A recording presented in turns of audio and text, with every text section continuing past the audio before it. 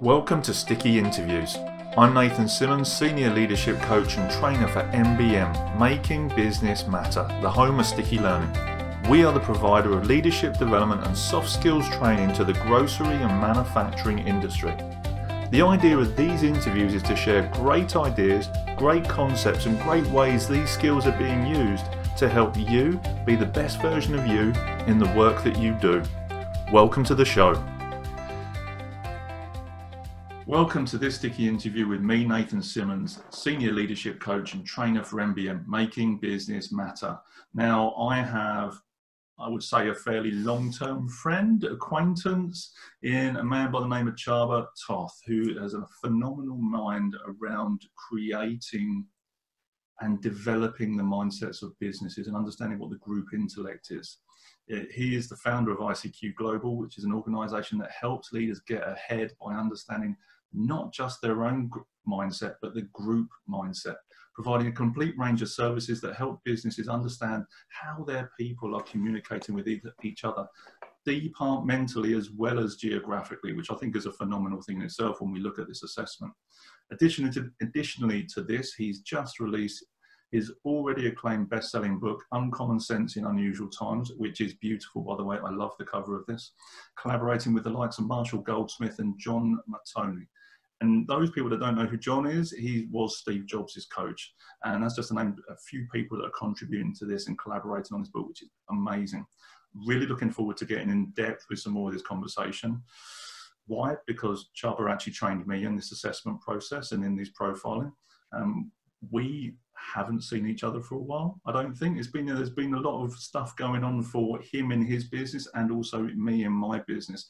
And we're now bringing this conversation together to get a deeper understanding of what's been happening and share some of those new insights with the likes of yourselves as well. So Csaba, welcome to the show. Thanks for being here. Thank you for inviting me. It's a pleasure. Look, before we get into the next set of questions, the first question that I always ask people on this interview series is, why do you do what you do?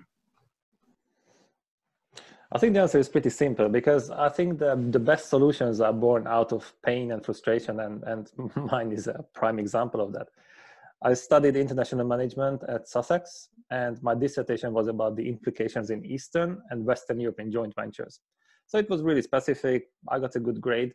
And then as soon as I finished, I started my own company, which was a restaurant booking site. We started with 35 restaurants here in Brighton. And in 1 year, we had 5,500 all over the UK. It became the fastest growing and biggest restaurant booking website in the United Kingdom. So on paper, everything made sense. It became a joint venture with a software company. And that's where it went wrong, because I just couldn't work with the other CEO, who was French. And I'm not saying that was the problem, but definitely I couldn't stand him. So on paper, we were getting the results, we were growing, but on a personal level, I thought, So we got to the point where we had to get out of the business. We sold the shares. The business is still online. And this is when I started my research. I didn't understand how come that was the exact topic of my dissertation. And that department itself is #1 in the world in its category. I had years of experience, but I couldn't put that theory into practice. And it just didn't make sense. So I got certified in a lot of different things: psychometric assessment, leadership models, intercultural models. And I wanted to understand what went wrong and how we could fix it. And the result of that research is something called Global DISC, which is now ICF accredited, and we won 6 international awards in the last 12 months. And we have certified partners in 29 countries now. So that's the story behind it, because I realized that it wasn't only my problem. Most of the people have the same problem, but they don't even know about it. They don't know they have an issue. They don't know how serious it is. So they are not actively looking for a solution. Or when they do, they don't realize that most of the solutions are outdated or incomplete. And this was really a painful journey, but it seems to be working now. And yeah, and it's not just because they're from so and so and so. I think we use that as an excuse. Oh, there's, whatever, there's Bob. Oh, it's just because he's French. Oh, it's, there's Jan, it's just because he's Dutch. That's the way they work. Well, actually, yeah, there is some cultural stuff here. There are some potentially kind of cultural biases that's in there. But then when we get to understand how people work, we can say, okay, that's why they're approaching it this way. When we understand how we're approaching it, we can see the world a bit differently. We can then collaborate more clearly, and we can include people because we can understand how they're seeing the world, and get those two viewpoints, which actually makes a better outcome in the long run. Yes, but it's not natural, and this is the problem, that we see the world from our perspective. And that's why I believe that cultural differences are clashes of common senses, and hence the title of the book, Uncommon Sense in Unusual Times. Because if that's how you approach the topic, then it's not a binary option. You don't have to win, so the other person has to lose. That's not how it works. No, you're right from your perspective, I'm right from mine. We have a disagreement, so let's find out what the reason is. What do you know that I don't? What can you see that I cannot? And I also fully agree with you that most people think that culture equals nationality, or maybe generations, or maybe now they talk about gender. So when a company focuses on increasing diversity, these are the main three cultural groups that they focus on. But if you look at the research where they compared 17 different culture groups in terms of practicality, in terms of range of differences, then these were the bottom three, the most unreliable ones, the most impractical one. And if you think about it, it makes sense because you don't choose your gender, generation, or country of origin, but you learn how to navigate in that environment. Culture is not who we are, it's what we are used to. And country of origin is just one of the 15 or 20 cultural groups that we belong to at the same time. Maybe that's the most visible one, the most easily disclosed one. But if you focus on only the country of origin, it's almost like just washing your head and not the rest of the body.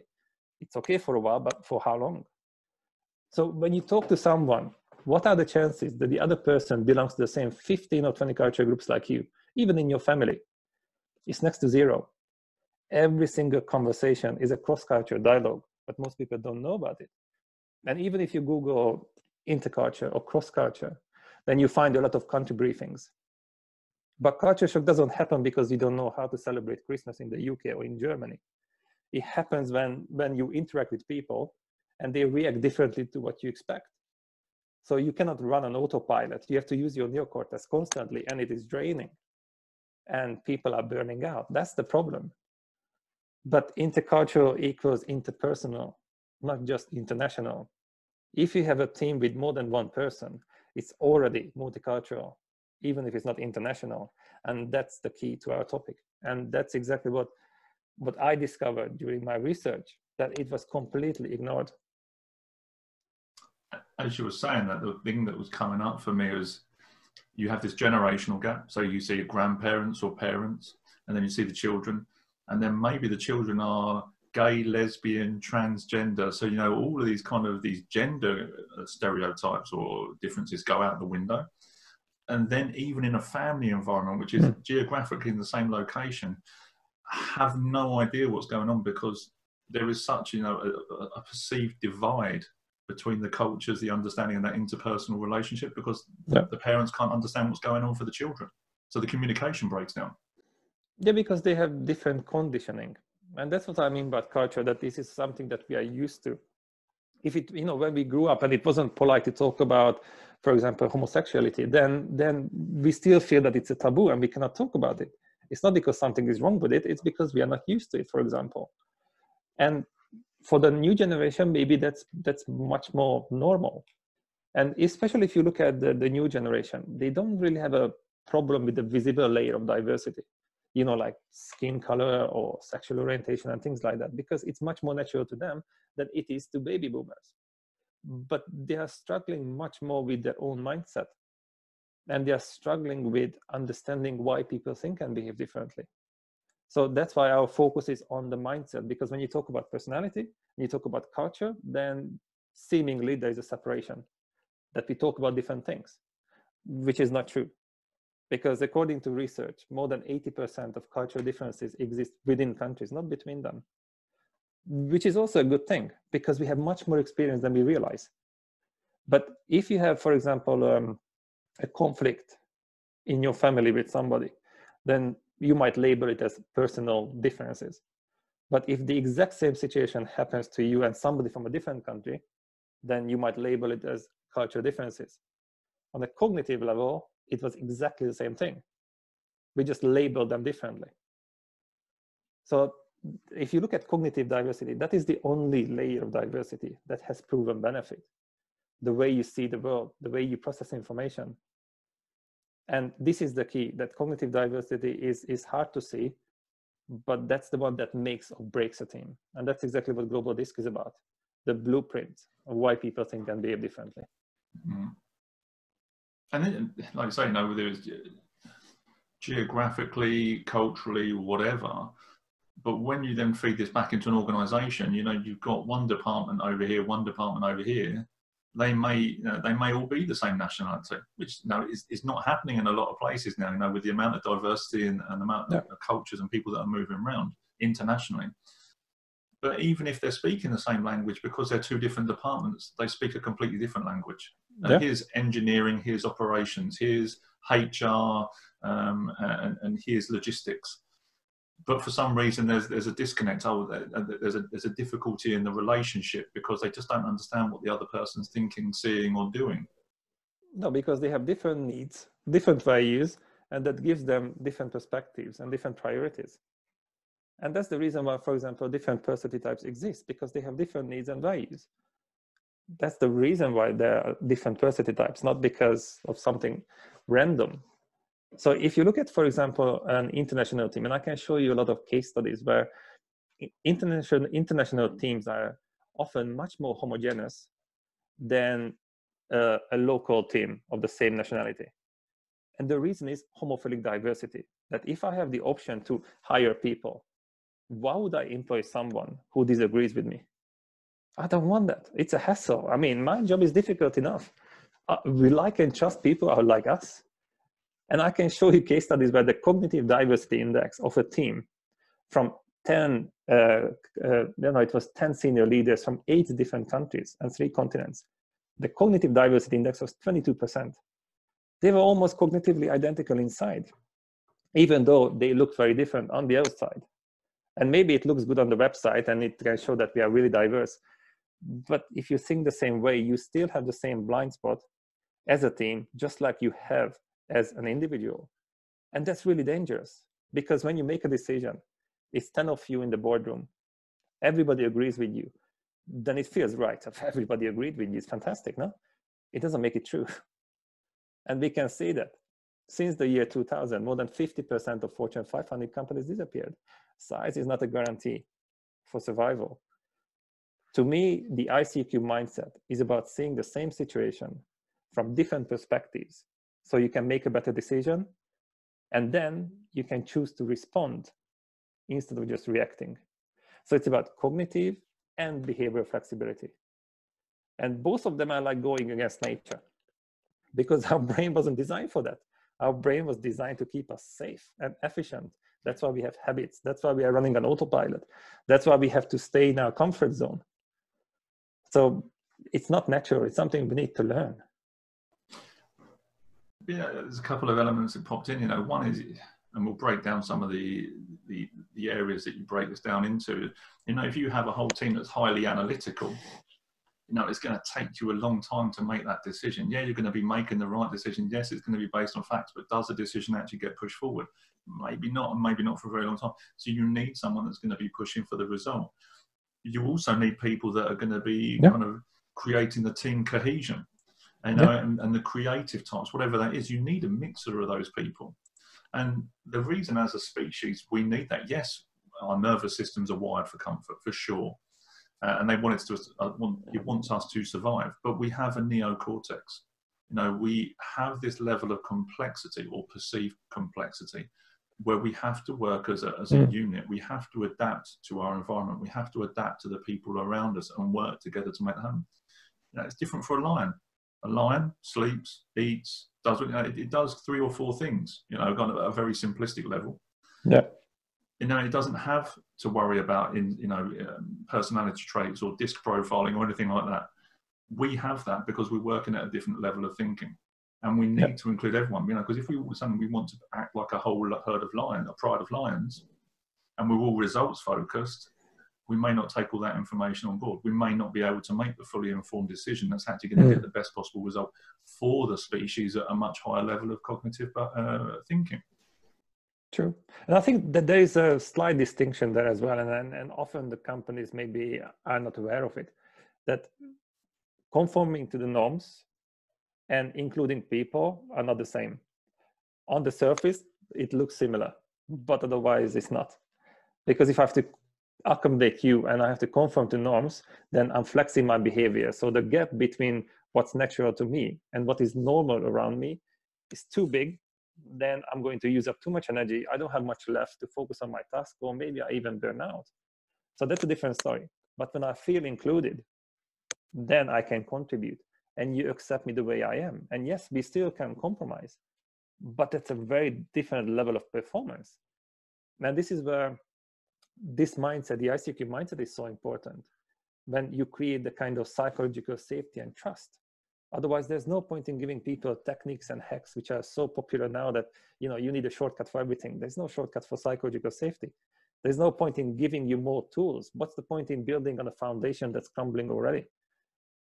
And this is the main problem, that if you look at that, most opportunities, time and energy are lost because of two main reasons. One is friction with people who think and behave differently, and because of self-sabotage. And both of them stem from the same source, the lack of understanding of our own mindset. Because nowadays, probably most people understand the smartphone much better than their own mindset. You need a license for everything except for yourself. And that's crazy. And that's why I believe that this should be part of the syllabus at school. We could avoid so many problems. You and me both. I mean, this might be a kind of a blatant plug for both of us. I want to get into universities, whether I go in and teach leadership once a month, once a quarter for free, just to teach some of these uncommon skills in uncommon ways so that people get, uncommon results. Unfortunately, they are uncommon right now, but giving people these individual, these nuances and approaches, like you say, people spend more time on their learning how to use a new smartphone than they do, developing their own mindset. I mean, that in itself is insanity. I'm going to get to 75, 80, and I've spent more time on my smartphone than I did in my own headspace, understanding how I interact with the world. That's fundamentally flawed. Great marketing, but fundamentally flawed. Yeah, there's no replacement for that. And that's why I'm so happy that now we work with 8 universities. So there is hope. Because academia is slow to change, but working with 8 universities now is a good sign that they realize that this is not a nice to have skill. This is something that we need. This is the bare minimum. Yeah, it is. And I think I read once or heard once that there's kind of an age point where people don't take this stuff very seriously. So even for me to go into a college and teach a bunch of 15-year-olds, maybe they wouldn't be listening because they're 15, because maybe they're not, personality trait. Actually, though, I believe that's a kind of an element for the teacher. If a teacher can engage with a 15-year-old and teach them and show them how valuable this is to them at 15, how it will help them at 18. We know that the human brain is still developing until they're 24. Well, actually, if you're getting in at that point where the brain is developing and encoding some of this stuff that's helping them to learn, you're creating a behavioral shift in them so that actually when they get to a certain, this will become normal. Oh, I'm going to go and do some personal development. Oh, I'm going to look at my own mindset in relation to, oh, there's some new research here. This is going to help me achieve this and help humanity at this level. And start plugging it in at a much sooner level, I think. I think there'll be a huge shift. Yeah, definitely it's needed. I don't know if they are ready in the grammar school, and I don't know how efficient the positive approach is. And before we started this conversation, we talked about the fear-based techniques. And they also work. I mean, we have to push and pull people at the same time. Yes, you have to talk about the benefit of doing something, but you also have to demonstrate the cost of ignoring it. And I think that's a powerful tool. We have to combine both. You can show them examples that this is what happens if you invest in this, or if you don't. It's almost like the compound effect. Maybe you don't see it today, but look at that 5 years, 10 years. Do you want to be here or here? There's no plateau. That's an urban legend. There's no plateau. It doesn't exist. There's a tiny difference that you cannot see. You go up or down. It's almost like in nature. If you don't grow or don't contribute, you're taken out. Done. But there's no plateau. It's a lie. It is. And I think when you look at kind of consciousness on the shift, that plateau is your standard sort of salary increase of 2.5% with the cost of living. No, is a certain percentage of people that are developing themselves, that are shifting, and these other people over here don't have to, so they kind of just plateau. But you still get that 2.5% increase over the year. You know, and I kind of use numbers that we're used to. But actually, if people engage with this stuff earlier and make that investment, you know, as I've said, and you know this, the only investment that's guaranteed is the investment that you make in yourself. No, bricks and mortar isn't even guaranteed. You know, people say it is, but it's not. You know, global warming and sea levels rising, your house isn't even guaranteed. If you make the investment in yourself, what that looks like from an educational point of view, what it looks like from an experiential point of view. Oh, I'm 15. I want to see the world. I want to go and live in Japan. I want to do this. You start to shift out of that kind of fear mindset of what is actually capable, because you can understand how your brain works using these sorts of assessments and these sorts of skills. Oh, I'm this sort of person. I have these sorts of preferences. Oh, these sorts of people have this. I'm going to go and experience that culture. I'm going to go and put myself in uncomfortable experiences, because I can see how that works, and I want to see how those things dovetail together. It just shifts. It shifts the concept and the viewpoint, I think. And sometimes this evolution is sped up by something else, like the pandemic right now. Yeah. Because a lot of people postpone so many things, thinking that, oh, I just need this job. You know, I've got this kind of security, and they have to realize there isn't security. So this illusion is gone now. And that's why now we work with more and more people, because they realize that, you know what, I postponed it. But actually the safety is if I have more skills, if I have a scalable business model, and I'm independent. And it doesn't mean that I have to burn all the bridges behind me, but I have to start working on something now, because if you start digging in the desert when you are thirsty, then it's too late. And you know, this virus just exposed companies, people, and countries. There is no place to hide. The real personality comes out. And I think it shattered a lot of illusions. And people start chasing their dreams, and they realize, you know what, that's actual safety. That's security. And I think it is, you know, we know that nothing in nature is certain. Nothing in nature is secure. Things happen. And COVID-19 is a natural phenomenon. No, it's not a natural disaster. It's just something that's happened in the kind of is a blip in human evolution as well. It's such a small amount of time in the grand scheme of things. And a lot of people, I'm not devaluing how horrendous this has been for people. And at the same time, like you say, it's purged and cleanse some of that procrastination that we took. Okay, what is it we're going to do with this time? What skill set have I got? What would I like to be doing? What opportunities do I have? What have I been procrastinating on about? And we know where procrastination comes from. It comes from that fear. When you clarify that and kind of then just distill it down, it's like, well, actually, what can I put in place that does look like this? What skills have I got? What would I like to be doing? And although this is, in politest terms, a bit of a shitstorm right now, you know, it's not the end.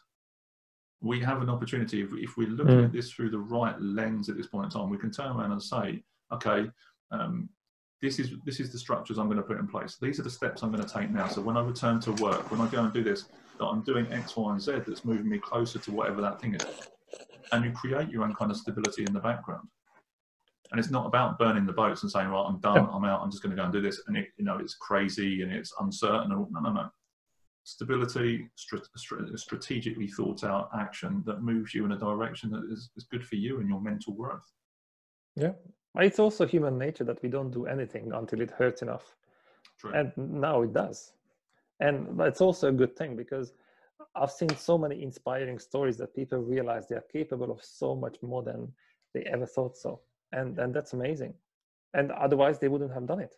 And now they know, you know what, I can do it. And once you raise your standards, there's no way back. So I think it can be a really positive thing as well. And it comes back to that analogy of sitting on the drawing pin. If you sit on a drawing pin, you know, sure as grass is green, you will jump out and pull that drawing pin out of your backside.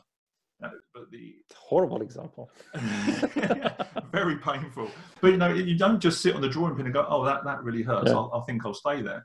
You know, certain things happen. You know, we get used to things over a long period of time. It's a small amount. You talk about the compound effect over. We don't notice it until it gets to a breaking point and it's serious, mentally detrimental, physically, career-wise, whatever. And it's like something now needs to change because my tolerance is just no longer coping with this. but all of that pressure and all that life that you built up before makes it difficult to kind of what you perceive as a chasm, to step over that chasm, to shift away from this thing that's causing such pain.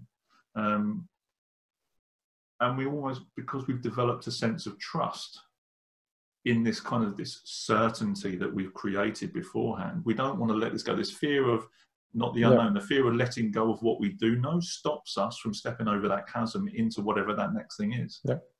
I think this is the paradox of security, that you try to protect something, your status quo, your lifestyle, and then you refuse to acknowledge that the world is changing around you.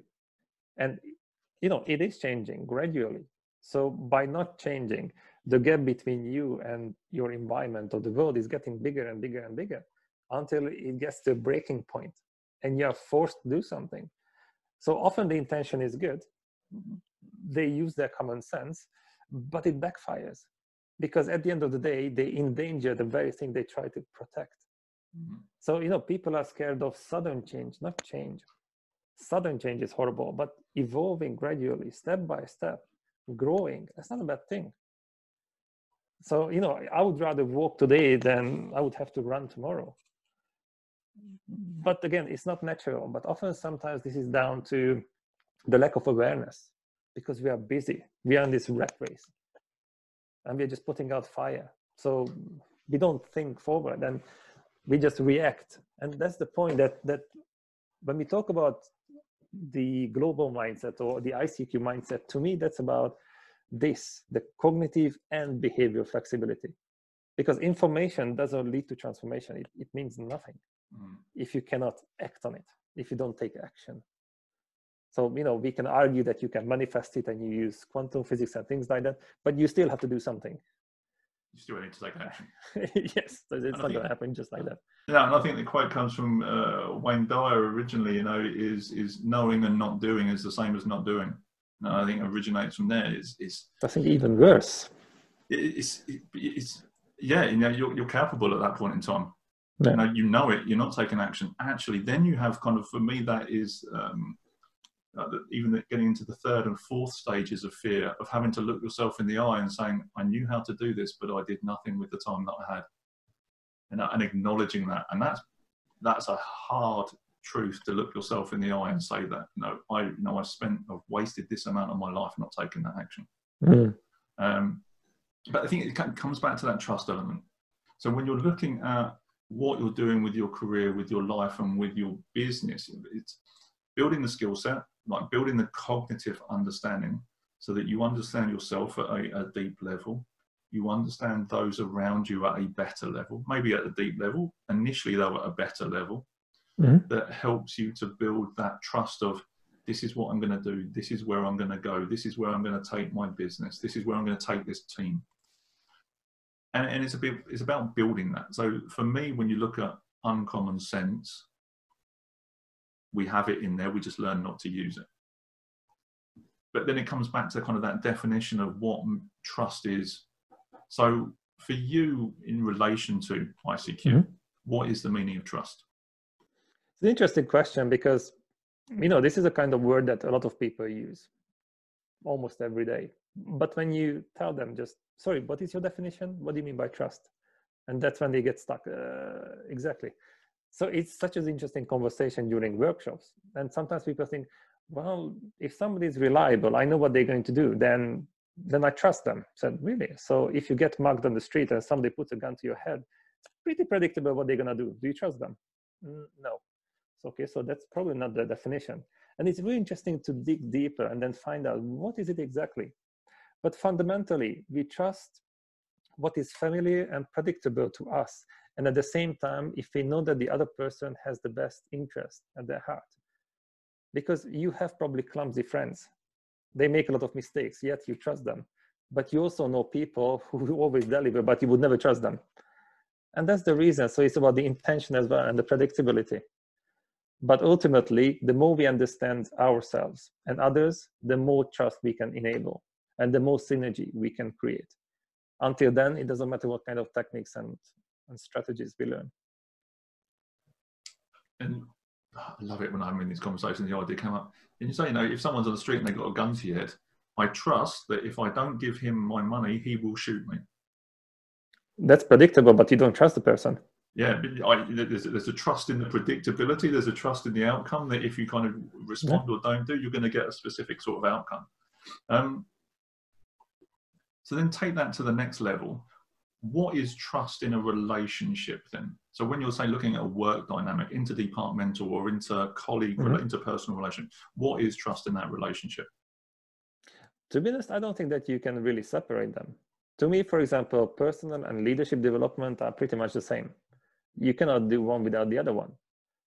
And even if you look at, for example, the mission statement that we want passionate partners who transform at least 100,000 leaders, who would positively impact millions of people at work and at home. And that's the reason that at home, you cannot separate these things. So trust is, I think, the foundation. And the way I describe it is almost like a tank that you have to fill up. And then even if something happens, it can drop. The problem is when you speak different languages and you prove your point, but the other person doesn't understand it. So, you know, the biggest distance between two people is misunderstanding. And it happened to me. I lost people because of that. And if you know nothing about this topic, but you try your best, you speak the same language, yet you don't understand each other. It's horrible how you can grow apart. Especially if you realize later on that, you know what, you wanted the same thing, really, but you expressed it differently. That's a disaster. When you're hurting yourself and other people because of that. That is horrible. I mean, the one thing that comes up for me is when I'm teaching complaint management, I don't like to call management, you know, you can't manage a complaint. You kind of just compartmentalize it. For me, I talk about taking the lead on a conversation. The root cause I've found of every single complaint is understanding. Now, whether it's delivery time, whether it's, you know, your direct debit has failed, whether it's terms and conditions, whatever, it always comes down to the understanding. Well, I was with this company and they did this. Yeah, but that's a different company. So when you have kind of these conflicts of interest or conflicts of in work, like you say, that horrific one is you're both trying to get to the same place. You're coming at it from completely different angles and you start arguing about it. So neither of you get to the place. It's just painful. That's why you have to zoom out sometimes. So you brought up the example of a team where everybody's analytical. And, you know, if everybody's like that, then everything is going to take time. And it's almost like a bad sniper that you're aiming, and then you never pull the trigger and the target is gone. So you need the kind of energy that somebody, you know what, let's get it done. But if you have only result-oriented people, then you have a big picture and let's do it how? Ooh, I don't know. So now they think that both of them are efficient. But if you zoom out, you realize that the outcome can be exactly the same. And they want exactly the same thing, but they have different best practices to get there. So the goal is the same, but the process is different. And they believe that their way is the right way. And once we understand it, then it becomes a much more interesting and practical topic, that our behavior is driven by what we consider true and right. Our beliefs and values, what we consider true and right, not what is true and right. And immediately that's a really eye-opening conversation. And for me, this is when you start getting into how to build trust in a relationship. That's where we start getting to this is, you know, what you believe to be right, what your highest values are. But at the same time, for me, partly getting those on the table and sharing them with people and getting people to have a look at them. For me personally, doing that exercise is, here are my values. This is what I hold true and right and all those things for me. And then sharing that with other people and then seeing what's their version of the world. And then also me having a look at that so I can start to respect them at a deeper level. I can then start to see how we work together as a team. So when you're looking at the assessments and the way that ICQ is working, how do you build trust in a relationship using these tools? One of the biggest challenges is that when you talk about personal and cultural differences is that it's a sensitive topic and it's really subjective. So when you can look at an assessment, you can see your preferences. You can compare the mindset gap between you and me, or you and the UK, you and your company.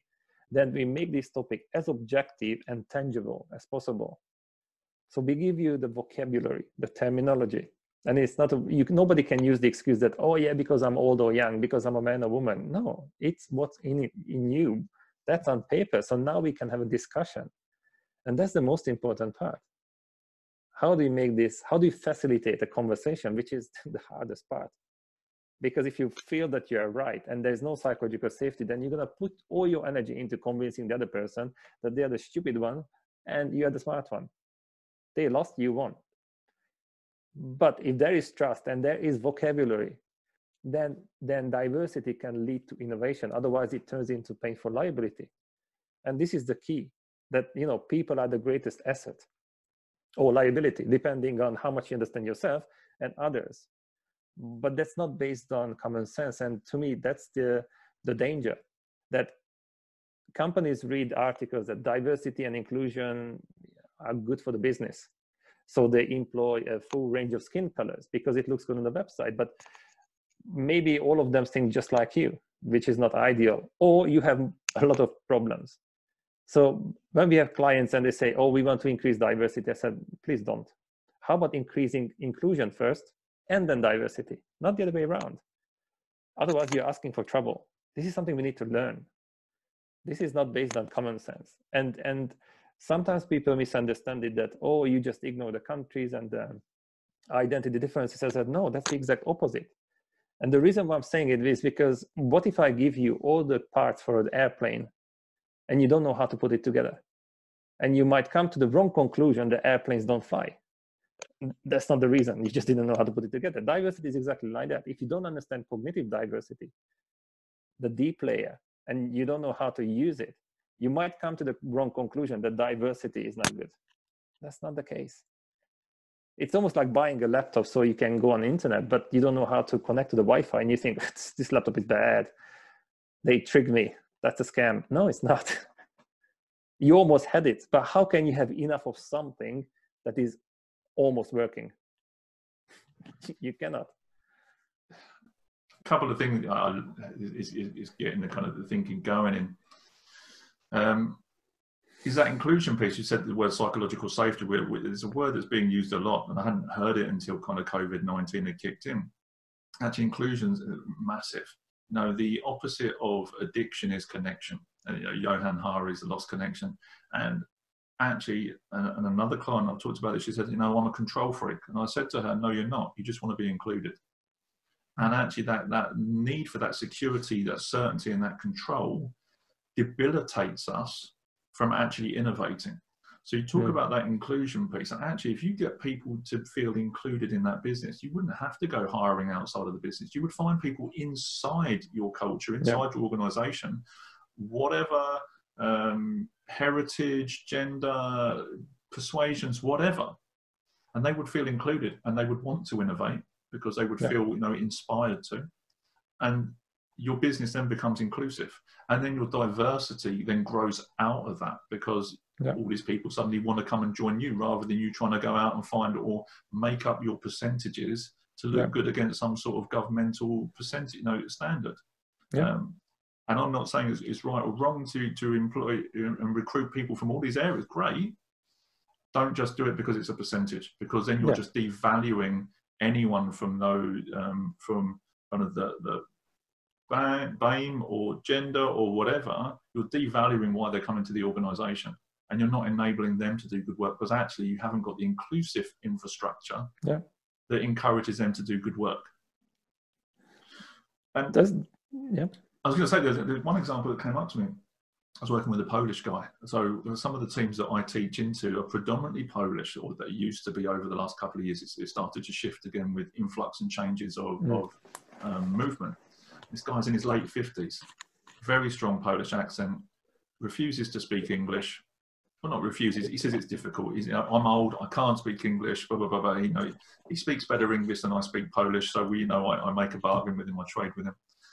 And by the end of 2 hours, he suddenly realizes, you know, because of my effort that I'm making in that relationship, because of the way I'm talking, I've bothered to learn, you know, a handful of Polish words, which makes Polish people feel welcome. You know, here's an English trainer bothering to learn a handful of words. It makes them feel included. You know, they feel trust in me because I'm investing. And by the end of the session, he says, oh, now I understand that I need to go and learn English so I can go and get promoted. And you talked about this earlier, his need to be right to say that I am a older man from a different country. I cannot speak English, and I'm going to prove myself right that I cannot speak English, therefore I will count. He would rather cut off his nose to spite his face because of that inclusion, because of that setting out for himself, to innovate for himself. Yeah. That just blew my brain. If this is what he's used to, it's difficult to change it. But what you describe is exactly what we talk about, that it's not about changing yourself. It's not about denying your heritage. It's about upgrading yourself. So it's you, but an even better version, because we are capable of so much more. And what you described about inclusion, I fully agree with that. It is important. And also there is a missing step that is often neglected, and that is the self-inclusion. Because if you think about that typical metaphor, that diversity is when you're invited to a party and inclusion is when you're asked to dance, it sounds like, oh yes, that's so correct. But it's not. Because if that happens, then and somebody invites me, and then there's a lady who would want to dance with me, I would politely say, no, thank you. They are as inclusive as possible, but I would say no. And the reason is me, because I would feel that I'm awkward, that I would miss most of the beats, I would step on her. So that's because of me. And a lot of people feel like that they have low self-esteem, and that's a real pandemic as well. If you look at the newspapers, you look at the statistics, mental health issues, it doesn't matter how you call them. When people don't know themselves and they compare other people's highlights with how they feel inside, and they don't know that they have not just the right, but the capability of changing thoughts, to change the narrative in their head. If they knew how the mindset worked, then that would be so much easier. So to me, that is the step one, self-inclusion. Because if you know who you are, and let's say that you're even okay with it, which is quite rare. Indeed, what if you like yourself? I mean, let's go nasty here. What if you like yourself? Then you don't have to bully anyone to feel important. Then you don't have to hide to feel safe. Then you can be inclusive. But if this self-inclusion is missing, how can I include others? I mean, in a healthy way, unless you have this martyr syndrome. Then your self-esteem depends on how many people need you. But that's not a sustainable option. So that's why I'm focusing on the mindset so much. And that's why we had to change the language, because every time I talked about culture, there was a misunderstanding. Yeah, this is for international companies and global leaders. No. Last month, we ran a course called the ICQ Growth Mindset. And it was so successful. It had a real impact on people, because they realized, I didn't know about this. This is something I need. And this is that practical. I said, yes. Because have you read Michael Neal, the super coach? No. I know It's a really good, it's an amazing book. And he had a really nasty sounding metaphor. And he said that everybody was born as a diamond, pure, full of potential. And then as you interact with people, you pick up bad habits, you pick up bad experiences, then you start building up layer by layer some shit around you, more and more. And then because you feel bad and you want to feel good, you put some nail polish on it to look pretty. So that was his metaphor.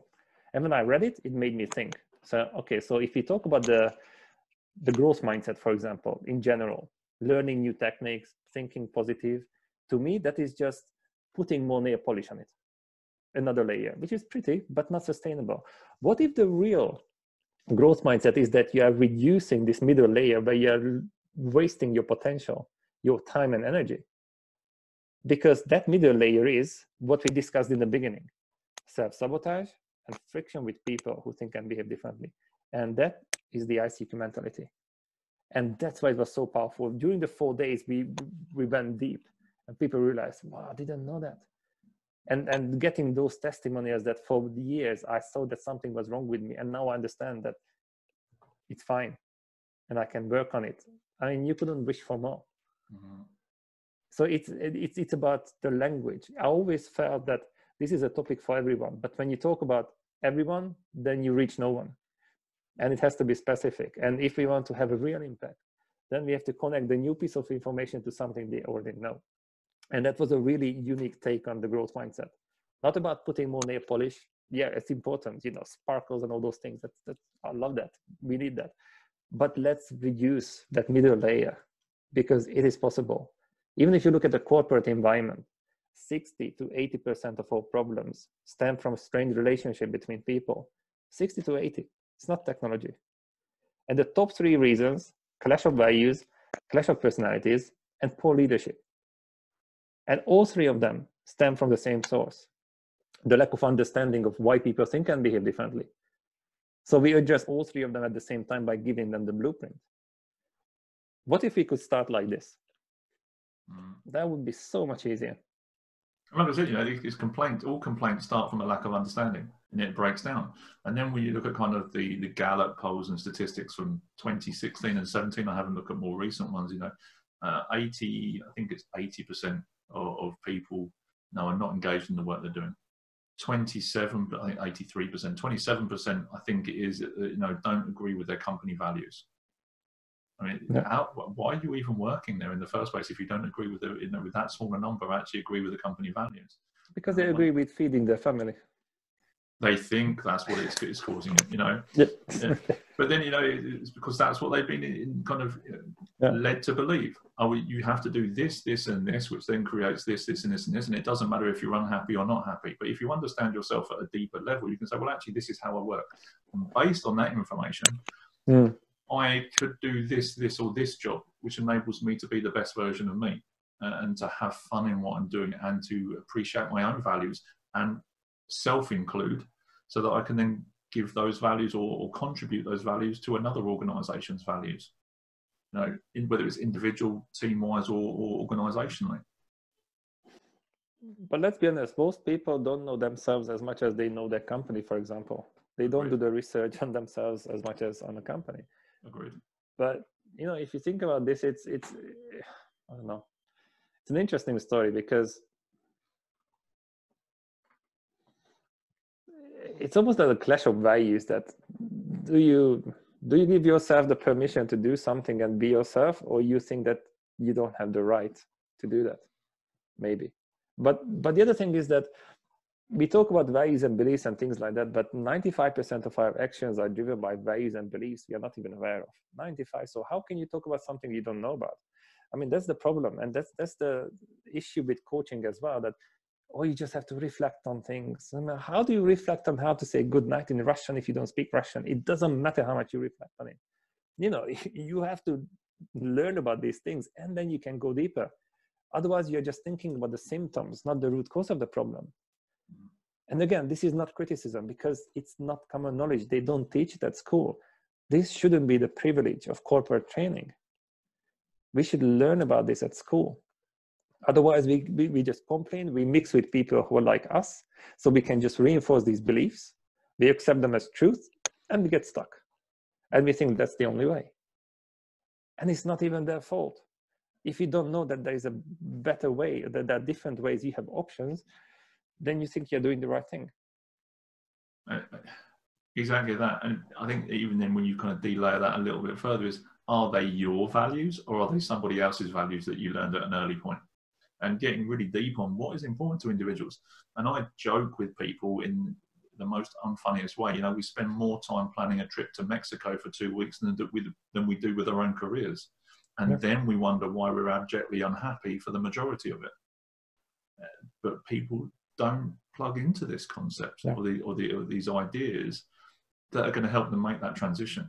Because actually, if I know my values, if I know how I work, and I know what I'm good at and what excites me, then I can make an interesting, you know, it's like planning the holiday.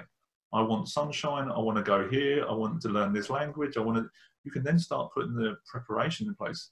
So you don't start buying ski equipment to go for your trek in the rainforest. Yeah.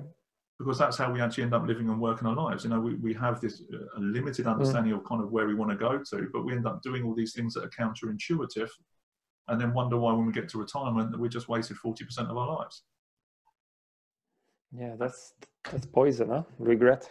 Horrendous. horrendous. But, you know, crikey, that's a whole different interview altogether. I can go crazy about that for another 3 hours. But look, penultimate question.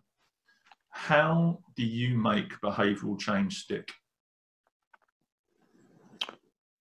That's not easy, definitely. But I think the starting point is what we kind of talked about in the beginning, that people don't do anything until it hurts enough.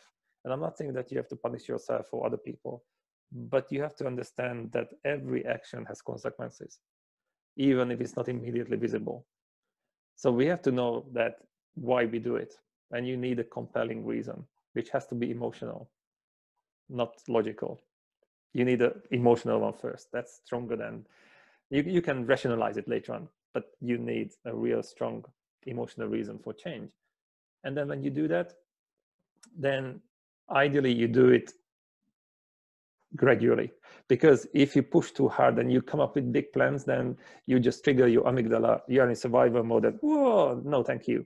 And you're not going to do it. But if you do it incrementally, just step by step, understanding yourself, then it's much easier. So for example, this is one of the most difficult questions you can have as a coach or trainer. I do your workshop. I feel inspired. You are unbelievable. How can you make sure that I can actually apply that knowledge? And this is, well, I've got more coaching session. Do you want some? No. So we developed the program. It's an interactive coaching platform called Quest. And it's designed for your global disc result, your personality type, your values and beliefs. And it's interactive coaching platform. And it's not a boring online course that you can click through. Everything happens in real life. So you do what normally do, but you would do it slightly differently. So you get a different outcome, a different feeling. You go back to the app, you answer some reflective questions you can save in your journal, and then you can unlock the next one. And it's step by step. And that's why it's designed for your results. Because if you choose the wrong one, it challenges you too much or not enough. So this is like a 3-month program. So by the time you finish with level 3, which is called Panic, and Mission 21, then your comfort zone and your behavior flexibility are going to be pretty awesome. But this is a step-by-step process. The other way to change your values and your habits is through a traumatic experience. But hopefully we're not waiting for that. But this pandemic is kind of like that. It's a combination of both, because it's a shock, but it is also a gradual process. And a lot of people are growing now. It's amazing to see that some people are stepping up, some people are struggling. And I think that's our job now, to lead by example. Because at times of uncertainty, people are craving certainty. They want to see that, not even the techniques, but first, so it's possible. Is it possible? And when they believe it is, show me how you do it. Not the other way around. So it's not about selling courses and slapping the COVID-19 at the end that, oh yeah, this is for COVID-19. Or I show you how to survive and thrive during pandemic. Sit down, that's not true. Don't pretend to be a guru. Let's do it together. Let's figure it out. But most importantly, people need an example. People who don't just preach about something, but they actually practice it. Because if you have this crowd around you, the right environment, then it's easier to change your behavior as well, because it's natural. We conform to the right norms. And that's our choice, not a random one that, yeah, I was born there, so I'm like that. No, that's an excuse.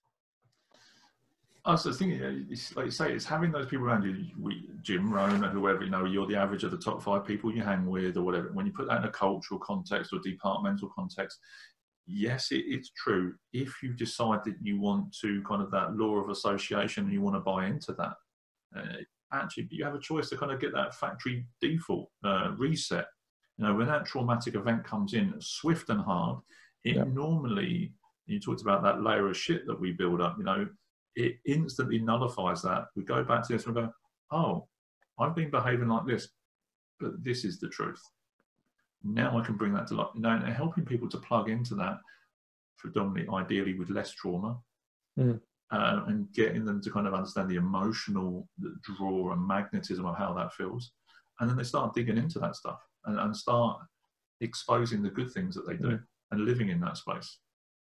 Sometimes it's difficult because, you know, if you talk about the corporate environment, then, you know, you cannot just be yourself and then I do what I want. No, you have to conform to the norms no matter what the truth is. Because if you don't, they're going to reject you. So even if you look at the statistics from Leadership IQ, that 89% of new hires fail within 18 months because of poor cultural fit, or 75% of employees leave managers, not companies. Now we can see that you have a choice, truth or your job, often. So sometimes it is difficult and you compromise. So it's about the hierarchy of the pain. Do I compromise now, but I can feed my family? Or I stand up for my beliefs and I'm risking something else because maybe I don't believe that I have another options. Maybe I believe that I have only 2 options. And usually we have more, but how do you know? Have you seen a good example? Do you give yourself that kind of psychological permission that yes, you can? Do you believe that you can? It's a different story.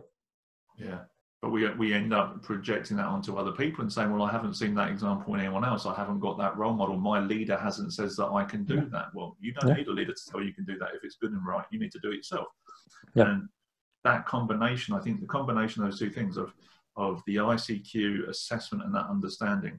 And for me, when I combine that with you are your own greatest role model, if you have that absolute clarity on where you're going to go and what you're going to contribute to the world, you know, it's not your lead. You're not waiting for your leader to tell you what you're doing. It's you telling you what you're capable of and what you actually need to do in order to demonstrate your values at the highest possible level. Yeah. But we don't get that from kind of everyday understanding of, you know, what we're indoctrinated into. And we need to do that deeper dive. We need to go into these sorts of assessments. We need to have that conversation with ourselves because very few other people will have that conversation with you. That's the key. If something is too rigid, it breaks. Yep. We have to be flexible and we have to grow. And that's the safest option. Not tensing up, but this is natural that when you're in survival mode, then we try to control the environment. And because we cannot, we get even more stressed instead of focusing on the things that we can actually control, what we pay attention to, what meaning we attach to those things, and what actions we take. These are the 3 things that we can control, not the outside world. So we are wasting a lot of energy and potential there. Tensing up, getting more rigid, and it's just a downward spiral. So it comes back, you know, and I'm going to do that up in the wrap up, I think, right now. But look, last question, where can people find you? LinkedIn, that would be the best one. Always happy to connect with everyone who is passionate about this topic. I can send you the exact link. The website, ICQ.Global, that's the best way. And if somebody wants to read the book, that would be more than welcome. It comes with an interactive coaching platform. It comes with the assessment so they can try it. So technically, there is £500 worth of resources in the book.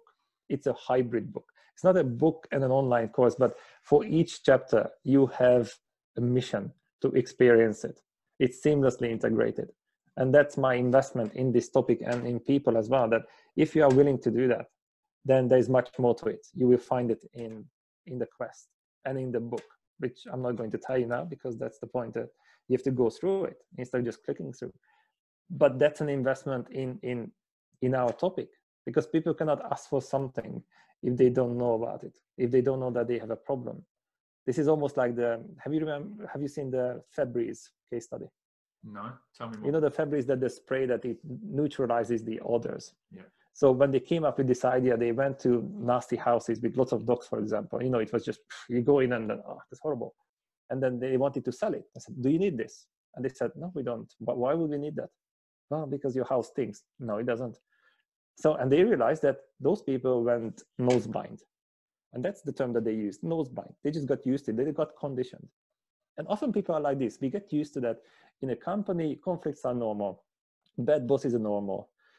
Having a shitty life is normal. Just I get used to it. Don't. No, that's the Febreze effect. No, you just got used to it. It doesn't mean that you have to accept it. You always have an option. And when you read that book and you experience it and you see those case studies and you connect with those people and you realize, wow, really? Is it possible? Then they are going to look for the solution. It's not a book about global disc. Don't get me wrong. There's one chapter about it. It's about the mindset behind it, the philosophy, the research, some of the urban legends of our field. Because often people have the best intention. They have the budget. and they invested in the wrong thing. And I'm not trying to stand up by pushing other ones down. Don't get me wrong, because I believe that there are different paths leading towards the same destination. There's nothing wrong with that. The problem is when somebody positions something as the silver bullet for everything. No, let's be clear about this. What is it good for, or what isn't? Can we collaborate? Can we create synergy? To me, that's the point. We are smarter together.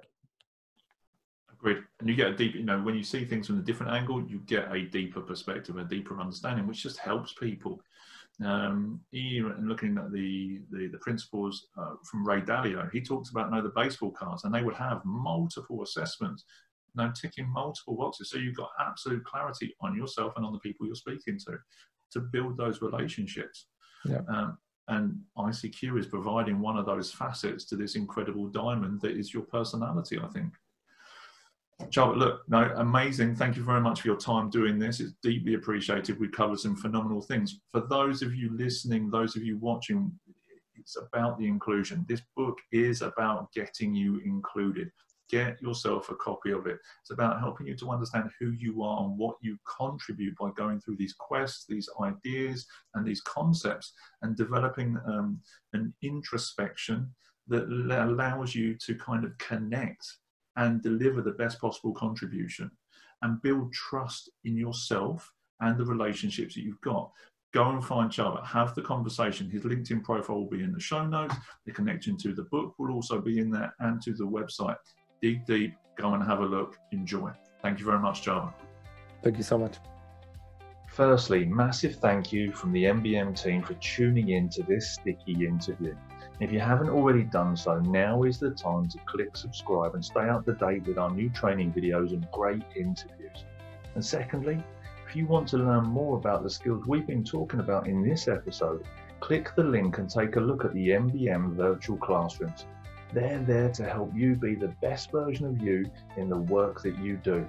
Until next time, see you soon.